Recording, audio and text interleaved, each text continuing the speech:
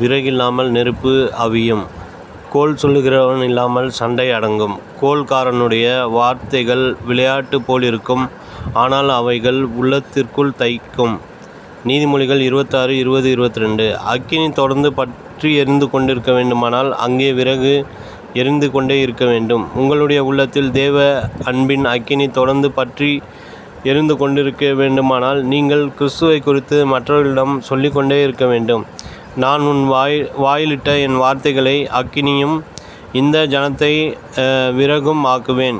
எரேமியா 5:14 என்று கர்த்தர் சொன்னார். எலியா வானத்திலிருந்து அக்கினி இறங்க பண்ணும்படி ஜனங்களை எல்லாம் கர்மேல் பர்வதத்திலே கூடி வரச் செய்தார்.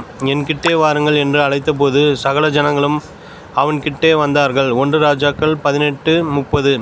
அப்பொழுது எலியா விறகுகளை அடுக்கி ஒரு காளையை சந்து சந்தாக துண்டித்து விறகுகளின் மேல் வைத்து ஜெபித்தபோது கர்த்தரிடத்திலிருந்து அக்கினி இறங்கி அந்த சர்வாங்க தகன பலிகளையும் விறகுகளையும் பட்சித்து வாய்க்காலில் இருந்த தண்ணீரையும் நக்கி போட்டது.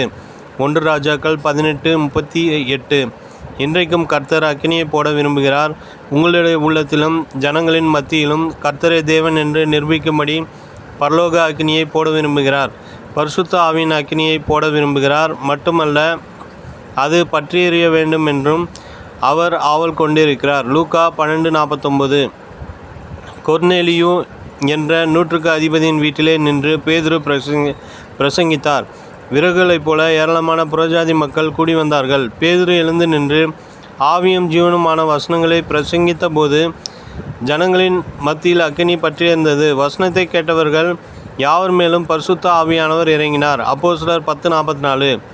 இந்த காலம் அக்கினி அபிஷேகத்தின் காலம். மாம்சமான யாவர் மேலும் கர்த்தர் தம் அக்கினியை ஊற்றி கொண்டிருக்கிற காலம். தேசத்திலே அக்கினியின் அளவும் அபிஷேகத்தின் அளவும் பெருகி கொண்டே இருக்கிறது. முதலாவது அக்கினி இறங்க வேண்டும். இரண்டாவது இறங்கின அக்கினி தொடர்ந்து பற்றி பிடித்து எரிந்து கொண்டே இருக்க வேண்டும். பலிபீடத்தின் மேல் இருக்கிற அக்கினி அவியாமலும் எரிந்து கொண்டிருக்க வேண்டும். ஆசாரியன் காலைதோறும் அதன் மேல் எரியும்படி கட்டைகளை போட வேண்டும். லேவியராகமம் 6:13.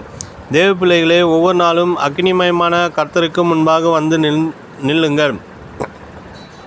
உங்களை பிரகாசிக்க செய்கிறவரும் அக்கினி அபிஷேகத்தால் நிரப்புகிறவரும் தம்முடைய ஊழியக்காரரை அக்கினி ஜுவாலை ஆக்குவேன் என்று வாக்குத்தத்தம் செய்தவருமாகிய கர்த்தருக்கு முன்பாக எதிர்பார்ப்போடு வந்து நின்று விடுங்கள். அவர் மேல் இருக்கிற அக்கினி உங்கள் மேல் நிச்சயமாக வந்து இறங்கும்.